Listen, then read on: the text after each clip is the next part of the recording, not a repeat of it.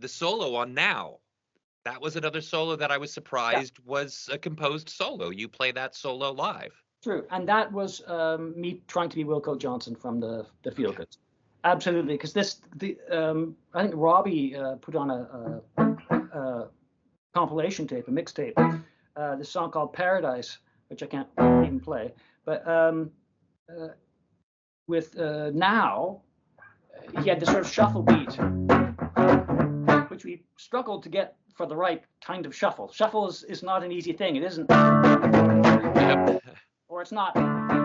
It's somewhere in between. It's like that New Orleans beat, which is like in straight and swing, and so, and then was meant to be kind of like a Wilco kind of solo, and I don't think it really sounds like Wilco Johnson to the end, which is probably a good thing. But yeah, that was a written solo, absolutely. Then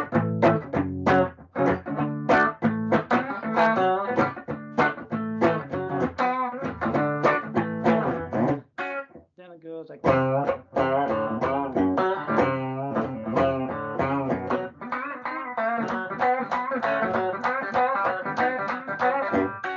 It's really quite easy. Yeah. That drum fill at the end of the solo is clearly part of the guitar solo, right? Yes. When you play it, you go, wait, there's another part. Oh, it's the drums finishing the solo. I mean, not as a really conscious thing, but it.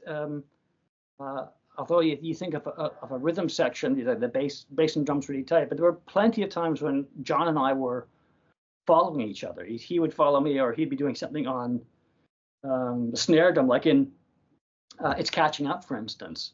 I'm really not listening to Rob in that song. I'm listening to John's snare.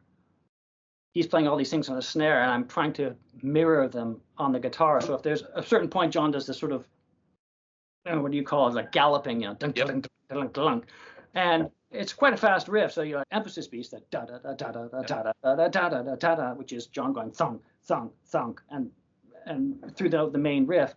But at a certain point, John does this galloping snare, and the guitar goes.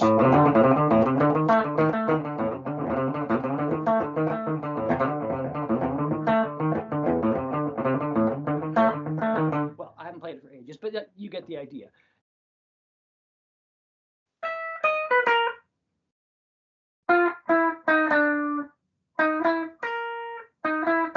Actually, I think it's something like that. All right. That was meant to be. It's not like I'm just ripping off people, but the inspiration, I'll use that expression, was Fred Frith for that one, because I really liked, especially the stuff Fred Frith did on the Residence commercial album.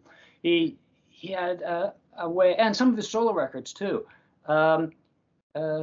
He would create these lovely melodies that, by all intents and purposes, to anyone else would sound like Looney Tunes, but they were really beautiful in their way.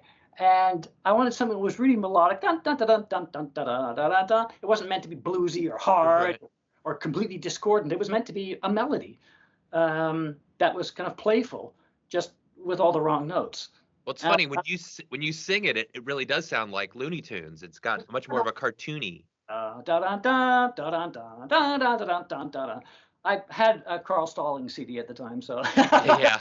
And I grew up watching Bugs Bunny, so that perhaps there's the Carl Stalling influence as well.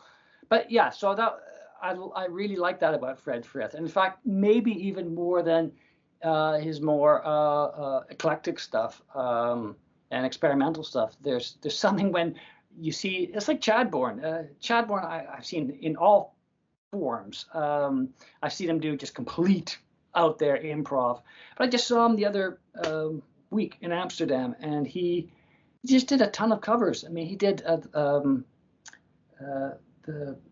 Pretenders, Chain Gang, back in the Chain Gang. Great, fantastic. He made it into some sort of sweet pop song, not at all. But there is something about the pop tradition, which maybe it's because I grew up on AM radio, but I think there's a place for it.